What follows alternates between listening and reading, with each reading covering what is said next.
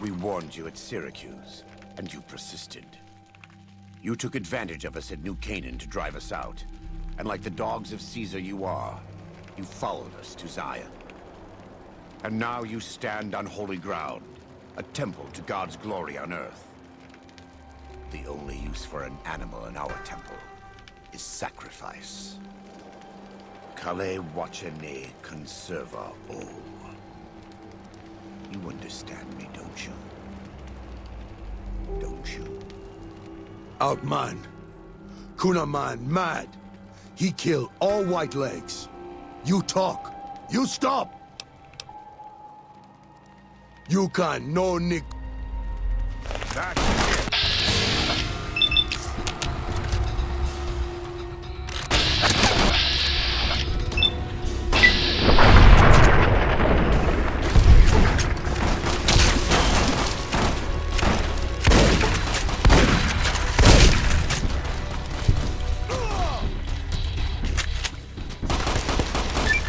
It's the same end he would have met if he had died on his knees.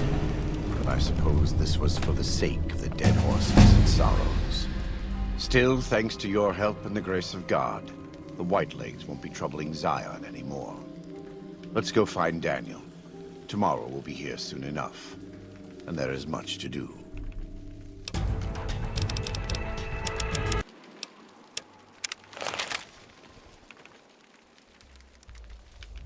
And so it was that the conflict between the New Canaanites and the Whitelegs was finally resolved.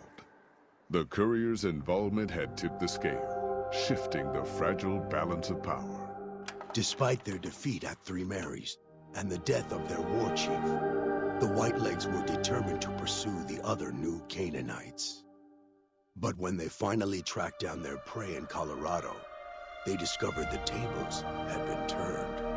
The Whitelegs who survived the New Canaanites' ambushes were hunted down by dead horses before they could reach the safety of the Great Salt Lake. When word of the Whitelegs' diminished numbers reached the 80s tribe, war was declared. And by year's end, the Whitelegs had been wiped out. The Sorrows fought beside Joshua Graham and the dead horses, eradicating the threat the Whitelegs posed to Zion. When the courier and Joshua Graham felled Salt upon Wounds, their victory was celebrated with a great feast. The Sorrows' transformation from a peaceful, timid tribe into a proud and warlike people broke Daniel's heart. He tried to take solace in the knowledge that they would remain in Zion, but it was a small comfort. The Sorrows' innocence was lost.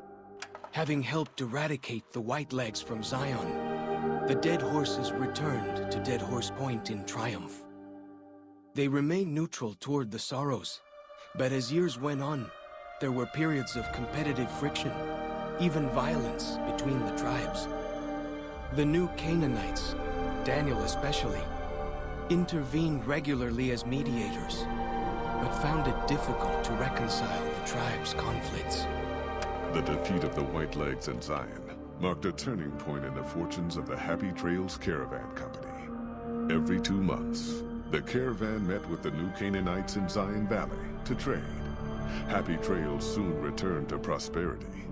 The vigilance of the Sorrows and dead horses in defending southwestern Utah, initially startling to Happy Trails caravans, soon proved a blessing.